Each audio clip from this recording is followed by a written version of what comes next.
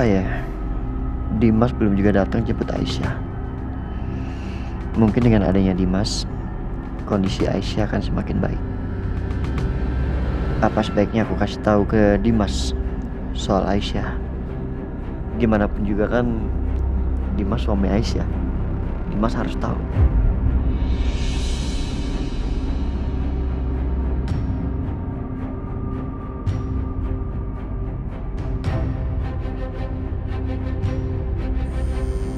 Satya?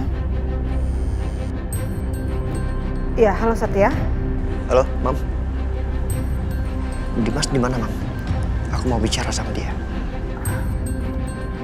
Dimas udah nggak ada di sini, Satya. Dia tinggal di apartemen sekarang. Tadi balik sebentar cuma buat ambil barang-barangnya aja. Dimas sekarang tinggal di apartemen.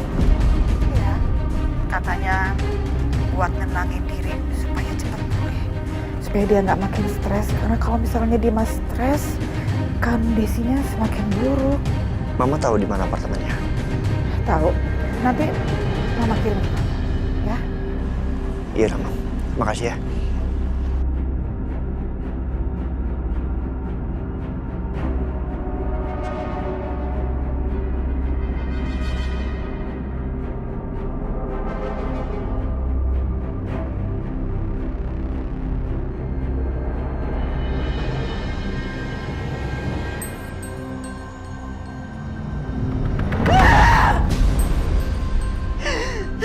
Kenapa semua orang nyebelin? Kenapa semua orang gak peduli sama aku? Ya itu karena kamunya jadi orang yang nyebelin duluan. Makanya mereka juga pada sebel sama kamu. Mama tuh heran ya sama kamu ya. Kenapa sih kamu punya hobi aneh banget? Hobi bikin masalah terus-terusan, nggak capek-capek kamu. Sakit jiwa kali jajan kamu ya. Nih dengerin nih, sebelum kamu nyalain orang lain, kamu ngaca. Pantas aja Dimas tuh gak peduli sama kamu. Karena kenapa? Karena kamu perempuan gak bener, gak pedulian, gak mikir ya. Penipu ulung kamu tuh. Ngerti gak penipu ulung? Paham? Bukan waktunya Mama ikut campur sekarang. Mama keluar. Keluar! Hei, kamu denger ya. Males juga kali Mama ikut campur sama urusan kamu. Hah? Kamu denger nih. Hidup itu ya ada karmanya. Ngerti? Dan karma yang kamu dapat ini baru sedikit. Emang enak? Dibenci sama Dimas. Dibenci juga sama papa kandung kamu. Enak kan? Itu baru sedikit karena yang kamu dapat. Harusnya karma kamu lebih banyak. Karena kamu udah bodoh anak mama. Diam! Ma! Harus berapa kali lagi aku bilang sama Mama kalau kejadian itu semuanya kecelakaan, Ma. Aku juga sedih, Ma. Aku juga sedih dengan kejadian itu. Semua itu cuma kecelakaan. Kenapa semuanya menekan aku? Kenapa semuanya menekan aku? Ya karena kamu tukang bohong. Kamu bohong. Pembohong ulung tuh kamu. Hah? Harusnya kamu tuh membusuk di penjara. Ngerti nggak? Aku bilang cukup. Aku bilang diam. Ini mantu orang Diam. Diam. Jadi berani kamu ngomong. Diam! Aku bilang diam! Oke, aku pembunuh. Ya, aku pembunuh. Nih, sini. Mama ikut aku. Kamu mau ngapain? Sini. Enggak, kamu mau ngapain? Ngapain kamu? Biarkan. Jangan aneh-aneh kamu ya. Biarkan. Sini. Apa sih kamu? Sini. Biarkan. Sini. Enggak. Sini. Nih, Mama lihat nih ya. Tadi Mama bilang apa? Tadi Mama bilang aku pembunuh kan? Biarkan. Aku biar jadi pembunuh sekalian. Biarkan.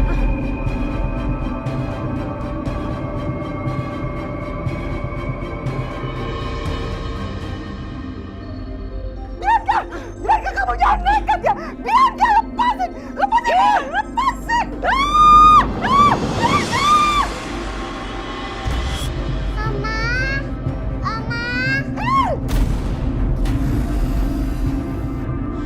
Karissa.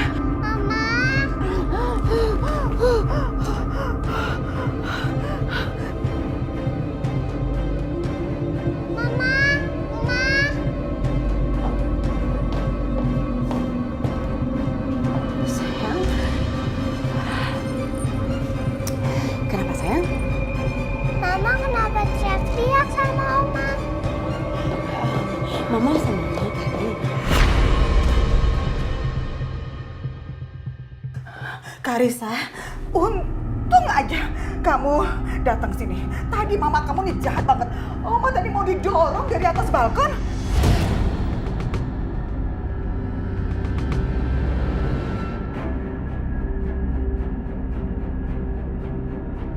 Mama jahatin Oma. Enggak dong sayang, nggak mungkin mama ngelakuin hal seperti itu sayang. Mama nggak mungkin ngelakuin itu apalagi sama Oma. Gak mungkin kan? Gak ngaku lagi kamu. Tadi itu kejadiannya beneran Karissa. Mama kamu nih jahat banget. Mama kenapa sih jahatin Oma? Gak sayang, mama gak jahat sama Oma. Buat apa mama jahat sama Oma?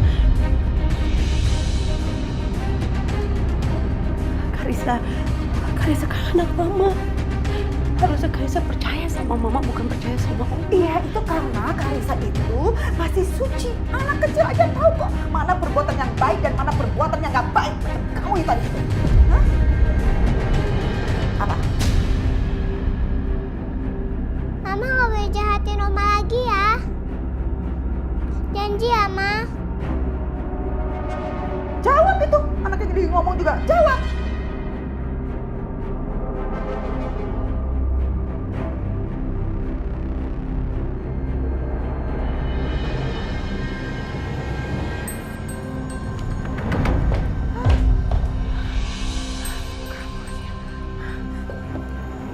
Karissa, Oma, terima kasih banget untuk kamu datang.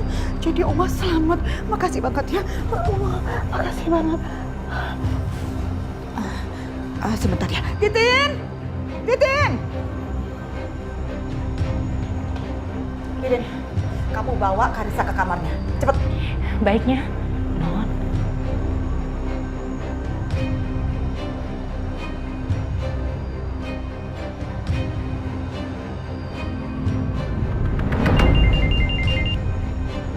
Ya, halo Lydia. Pak Herman, ini baru aja ya. Bianca dorong saya dari atas balkon, Pak. Dia mau celakain saya. Dan itu dia lakuin di depan Karissa. Sampai-sampai Karissa ketakutan sekali. Astaga. Keterlaluan. Dia berbuat jahat di depan anaknya. Iya, Pak. Di depan Karissa. Dan Karissa itu pasti deh. Dia trauma, dia shock. Melihat mamanya kesompanan seperti itu. Dan itu kan nggak bagus sekali, Pak. Buat perkembangannya Karissa. Bahaya. Ya kan? Ya, benar. Aku akan ajarin Bianca. Anda tenang aja, ya. Iya, Pak. Betul sekali. Biar si Bianca itu berubah jadi orang yang lebih baik.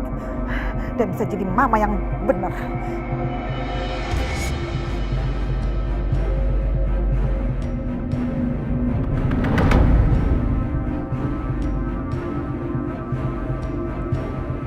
Mbak, saya mau ketemu sama Pak Dimas. Dia tinggal di lantai 5, kamar 07 ya? Oke, baik Pak. Ya. Maaf Pak, tadi saya dengar Bapak mencari Pak Dimas ya? Bapak siapanya kalau saya boleh tahu? Iya, saya saudaranya.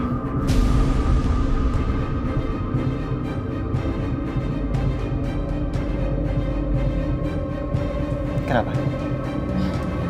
Saya dokter Natasha, dokter yang menangani Pak Dimas.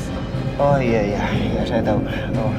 Begini Pak, kalau boleh saya minta waktunya sebentar, ada yang mau saya bicarakan. Ini mengenai kondisinya Pak Dimas. Bisa? Boleh. Ya. Jadi begini Pak, sebelumnya kondisinya Pak Dimas itu sudah jauh lebih baik. Bisa dibilang dia hampir pulih dan sel kankernya hampir hilang. Tapi tadi Pak Dimas pulang ke rumahnya. Dan begitu kembali, tensinya naik drastis. Dia bilang waktu pulang, dia teringat kenangan tentang istrinya, Aisyah.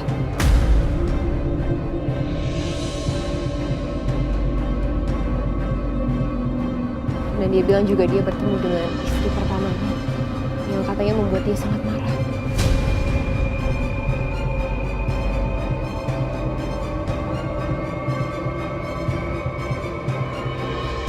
Jujur, keadaan seperti ini gak baik untuk kondisi Pak Dimas. Jadi, tolong ya Pak, kalau Bapak nanti ketemu Pak Dimas, jangan bicarakan hal-hal yang bisa buat dia stres ya. Jadi ternyata kondisi Dimas makin memburuk.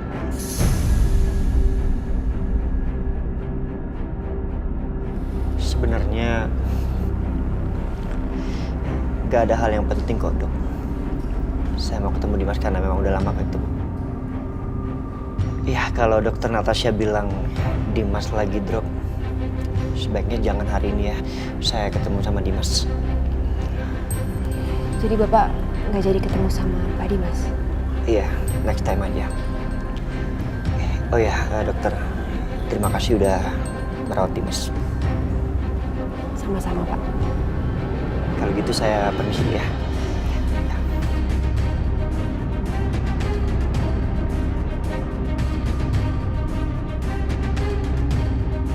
Halo? Halo Bianca, Bi, kamu gak apa-apa nak? Soalnya mama dengar kamu katanya lagi dihukum ya sama laki-laki tua itu.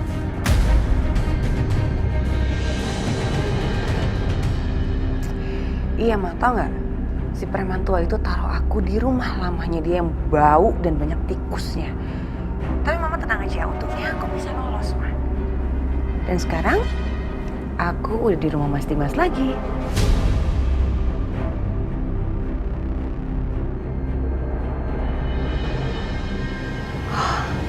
Bagus deh kalau kayak gitu. Terus? Bagus apanya, Ma? Mama tahu nggak, Mas Dimas itu udah sama sekali nggak peduli sama aku. Mama bisa bayangin nggak sih, aku harus bertahan di sini seperti apa? Well, by the way, Ma, kayaknya kita harus ngelakuin sesuatu sama si Gembel tua itu, supaya dia nggak ngerasain kita lagi dan supaya dia bisa kasih uang yang banyak ke kita.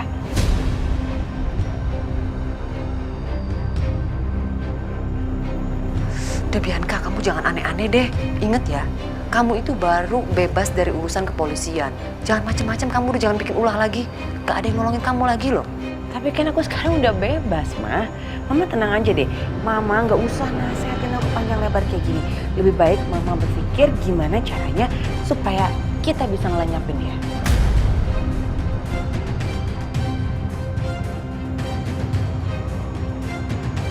Mama akan pikirkan jalan keluar yang terbaik untuk kamu ya. Sabar ya nak ya. Oke, Ma. Bye.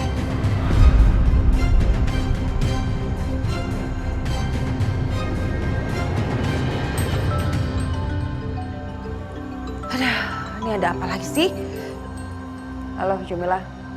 Mbak Bianca. Mbak Bianca tuh harus bantu kami. Saya sama Mas Karto itu udah kayak buronan. Dikejar-kejar sama polisi. Aduh, udah berapa kali sih saya bilang sama kamu nggak usah lagi hubungin saya karena kamu tuh nggak ada hubungannya sama saya. Dan kamu tahu nggak sih, saya tuh punya masalah yang lebih besar daripada kamu. Jadi kamu nggak usah bikin saya stres. Aduh, kurang ajar Mas Bianca.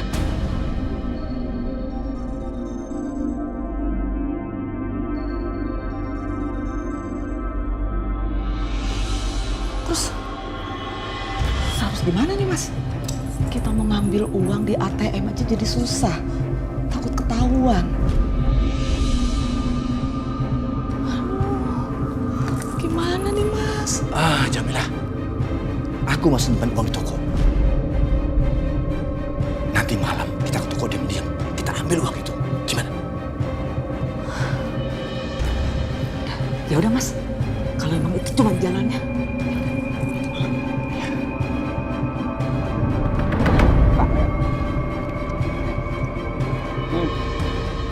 Enak juga nih kopi. Mantap. Coba Siapa tahu mereka tahu. Ya.